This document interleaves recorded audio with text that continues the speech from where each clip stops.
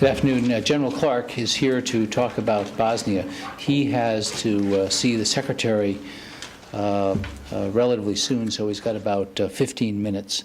So he'll start with a brief statement and then take your questions. General Clark.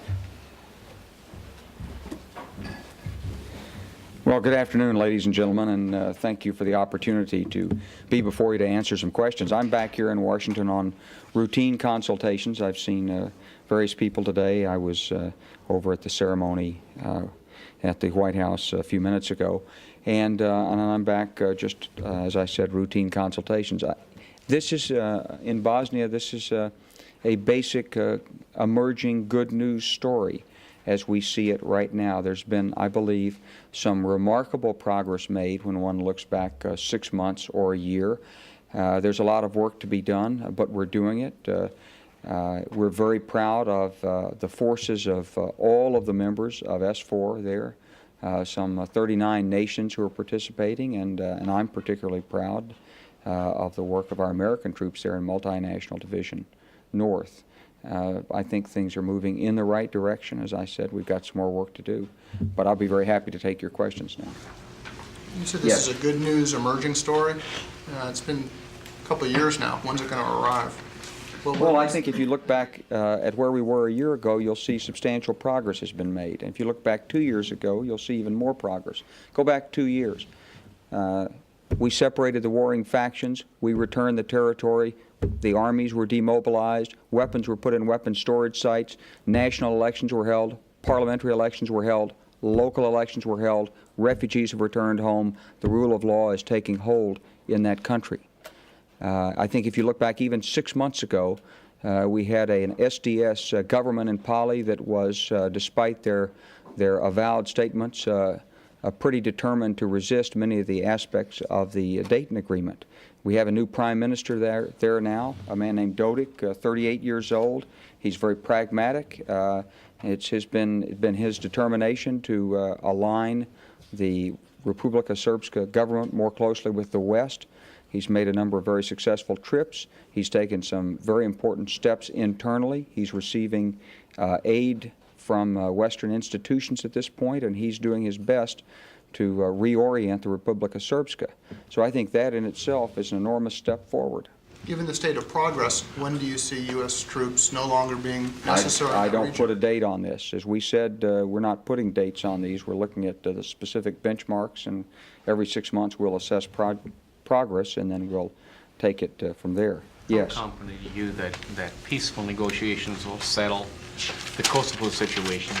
And if not, do you see the need for NATO troops? Do you think NATO troops will be needed if those negotiations are not successful? Well, we've watched with some concern as Kosovo has spiraled downward into violence, and we've been very disappointed to see the repression by the Serb ministerial police there, and we're also concerned about the growing propensity to violence and the reported influx of weaponry into Albania, into Kosovo from outside. Now, I do think that the onset of dialogue is a hopeful sign between President Milosevic and the Kosovar leader, Ibrahim Rugova. I wouldn't give any specific prospect for success, but we do see that the onset of dialogue is a hopeful sign. We have to take and nurture that now and seek a solution to this potentially terrible problem through dialogue and negotiation. If it is not successful, I'm sorry, just brief follow-up. If it is not successful, do you see the potential of Kosovo becoming another Bosnia? Well, I think everybody is well aware of what the potential here is. This is a country that is, as you know, it's 90% ethnic Albanian. It's got a 10% Serb minority. It holds a special significance in Serb lore. On the other hand, the people in Albania have been very patiently waiting to regain their rights since their status as an autonomous region was rescinded some 9 years ago. So I think everyone has always realized that this was perhaps the ultimate and toughest challenge that might be confronted in the Balkans.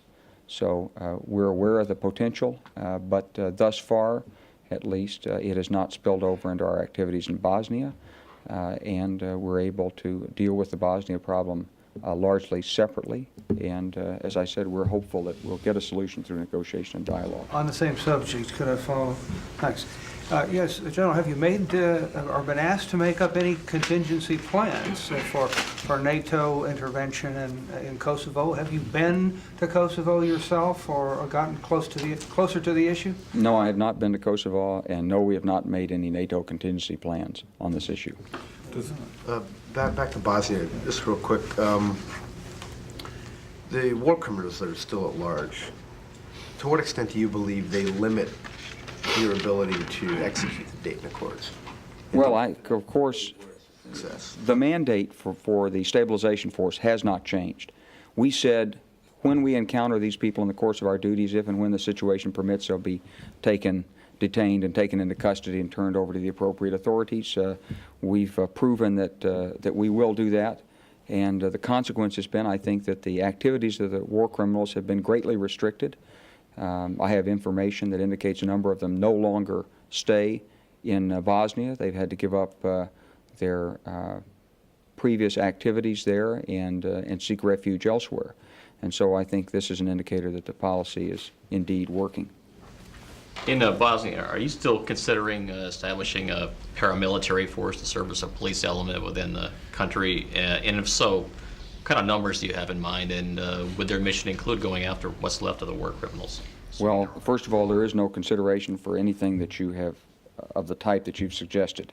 But let me clarify, I think, what is behind your suggestion. For some time now, we've been calling for the requirement for some special units who are more capable of dealing with civil-military interface, and in particular the problems of riot control and crowd control than many of our NATO and S4 troop contributors could deal with themselves. These special units would be operating under the S4 rules of engagement. They'd be operating as part of S4, and in fact, in the new operations plan, which is about to be finally approved by NATO, there is in fact a provision for these units. They're called MSU, Multinational Specialized Units. Italy has volunteered to lead the first of these groupings. They're providing a brigade-level headquarters with a battalion of Carabinieri. The Argentines have volunteered to provide a 2nd Battalion headquarters and also a company of Argentine Gendarmerie. So this will be at least initially, it'll be a 2-battalion organization with 1 Italian Carabinieri battalion. It'll have an Argentine 2nd Battalion of Argentine leadership with an Argentine company, and we have a number of other countries who are considering providing their troops to this 2nd Battalion. And this will be operating underneath the operational control of COM S4, General Rick Shinseki, and he will then dispatch them from a central location at the time that they're needed to some place where they may be of use. But I want to underscore, this is not intended to replace local police. It's not in any way going to take away local police responsibilities to do what they have to do to provide local law and order. It is not a law enforcement agency, and it has no specific role in the capture of war criminals. Yes. Going back to Kosovo, you know, given the violence there and so on, doesn't it make sense to put NATO troops into Albania along that border and increase the levels of forces in Macedonia? Well, that's an issue that's still under consideration in NATO. There's been some preliminary estimates done, and when we did our preliminary estimates, we've looked at this fairly closely, and we've discovered this would be quite a challenging mission. The terrain is extremely difficult. It's an underdeveloped area, so the kinds of host nation support that we're used to relying on probably wouldn't be there. The government doesn't have full control up there. There's not much Albanian military to rely on. And so we'd be talking about a very challenging mission from a military perspective. I would leave it up to the alliance's civilian leadership to determine whether such a deployment would make sense or not at the appropriate time. Any other alternative besides doing nothing? Well, I think there are a number of alternatives. NATO has looked at a number of these, including Partnership for Peace and exercises and various other measures. Some nations are considering what they can do to strengthen the capabilities of the Albanians themselves to control their border by strengthening their border police and perhaps working with their military. But there are no easy solutions in this case. General, may we have your assessment of the Greek-Turkish dispute over the Aegean since the area is connected with the Balkans? And is there any U.S. strategic plan to reduce the crisis? Well, we've been watching with some concern as over the past months as concerns over the Aegean have come and gone. Of course, we're very concerned about the SA-300 situation as it might emerge in Cyprus. We're also concerned that Greece and Turkey remain at peace and strengthen their cooperation in the Aegean. We've seen some signs of progress over the past year, and I would cite in particular the development of the recognized air picture, which has enabled us to quickly locate and confirm incidents involving the air forces of Greece and Turkey, in which information is easily shared and compared between the two. This so-called RAP, recognized air picture, is being run out of Armed Forces South down in Naples, Italy, the NATO Southern Regional Command. And I think that's one sign of some progress that's been made. Why you are very concerned for the S-300 Russia's missing since Cyprus totally defenseless and has an army of 40,000 troops by Turkey occupied for more than 25 years now? Well, the reason that we're concerned is because that we see this as a possible focal point for tension. And we think that the best way to resolve this is to get rid of the tensions that are there. And so we are concerned on this from a military perspective. But I would tell you that we've sent Ambassador Holbrooke over to Cyprus. He's made a couple of trips there, as you may know, and we'll have to wait and see what the ultimate outcome of that would be. Do you think that NATO is going to play any role in the Cyprus I do not issue? foresee that. General? Yes. There's been some concern expressed on Capitol Hill about the Pentagon continually coming up with a Bosnia supplemental and perhaps putting it in a more regular budget approach. Also, there was a team that went over and senators came back and they said they thought that morale was pretty high among troops in Bosnia. Do you think people are getting used to the idea of a longer-term deployment there? Well, I think we've made a very important step forward when we recognize that it's time to look not at a time-based policy, but at a results-based policy for our deployment in Bosnia. And I think already we've seen the positive impact of that on the parties in Bosnia. And those who believed that they could, formerly they believed that they could sit on the sidelines and wait out the deployment, have recognized that that's no longer an option. They've got to get with the program and actively participate in the implementation of the agreement they signed, and they've got to follow through on the obligations that they undertook at Dayton. So I think that's very positive in itself. But do you think the deployment is having an effect on rotations in the Army? Is there any kind of effect on the readiness of forces elsewhere because of the movement of troops in and out of Bosnia? Well, I will tell you this, that we've reached a very important decision in the United States military, and that is that we're going to spread the load of the Bosnia mission beyond Europe. And so, as you probably know, the United States 1st Cavalry Division is due to take the place of the current deployed unit 1st Armored Division. But the numbers that we're dealing with here are relatively small. As you know, under the follow-on force, I think you know, our commitment's going to be about 6,900 Americans there as part of the mission. So this is down from where we started, which was around 20,000 some 2 years ago. It's down from where we are right now, which is an authorized strength of some 8,500. So we're continuing to see reduction and therefore a proportionate decrease in the burden it puts on the armed forces. General, a few months ago... Question right here.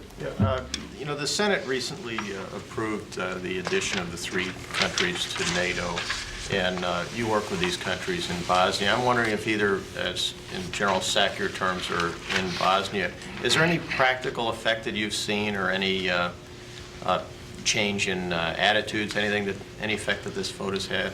Well, I'm speaking now as SACUR, and I'll tell you that these countries are enormously pleased and proud to have been accepted by the United States Senate and by the people of the United States for membership into NATO.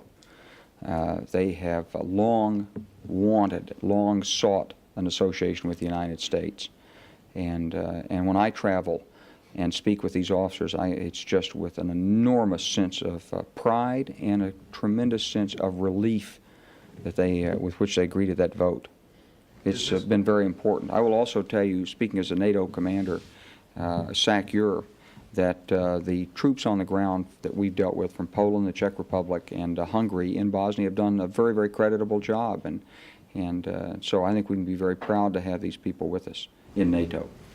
Question back here. Sir, a couple months ago when you were on the Hill, you told the House National Security Committee you were reconsidering the rule that restricts American troops to their base camps and off-duty time. Can you offer any update on your thinking on that issue? We've looked at it. We still think that the rule that's in place right now is the rule that makes best sense. I think I've got time for two more questions. Let's see, you haven't asked? Yeah, two real quick. Have you got any grip on the volume of arms smuggling into Kosovo? And secondly, do you know where Radovan Karadzic is? On the first question, if I can't release information like that to you in this forum, and in the second one, I can't release that information to you in this forum. Back to NATO expansion, can you just briefly discuss your view of what the challenge that lies ahead is in terms of integrating not only the new militaries into NATO, but improving the overall integration, especially in light of new technologies and how the U.S. Army is moving to a digital force? Well, you know that NATO writes a strategic concept, and it does a defense requirements review every 2 years. It's on a 2-year force planning cycle that's taken out of the strategic concept. The strategic concept that we're currently working with was written in 1991. It's still guiding us, and it's being updated this year, and it'll be ready, we believe, next year by the time of the Washington summit, although no, I don't believe any commitment has been made to that, but that's the general expectation. And then we do the force planning on a 2-year basis of looking at what nations plan to do with their forces, and then asking them to consider their own force plans in view of alliance requirements. And I'm encouraged to say that we've seen a lot of progress. We're getting better focus on some of the key force structure elements that are required to implement NATO's strategic concept. I'm talking about long-haul communications, better intelligence, better deployability, logistics, and the other things that are required to take what was formerly main defense forces, who fought essentially in their own countries or in the western part of Germany, and be able to transform those forces into the forces that can operate under the challenges NATO currently faces. Now, we have this process in place for the 3 new members at this time, and we've met with them, and we've been very encouraged by their response. They have faced up to the responsibilities of providing adequate resources. They have realistic plans in place, and based on my visits to the 3 countries, they've got some good people leading their armed forces that can handle these plans.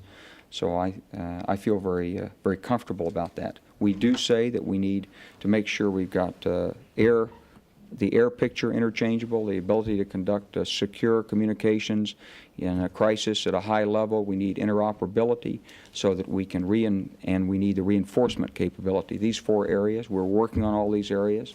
And as I said, I'm optimistic that this will work out. In the meantime, we're using Partnership for Peace to strengthen the interoperability with other non-NATO members. General, one more, please. Okay, I think I'm going to have to depart right now. Okay, I'll take one. On Kosovo, you say NATO has done a preliminary estimate on a force along the border. What's involved in this estimate? What was the maximum number of troops they're looking at in terms of being able to I'm not going to be able to describe that estimate in detail because it's still under consideration. It's still classified. It's under consideration by NATO authorities. And it was in Albania. We looked at the monitoring mission along the border between Albania and Kosovo. A year ago, things were looking pretty bad. Thank you very much. I'm sorry.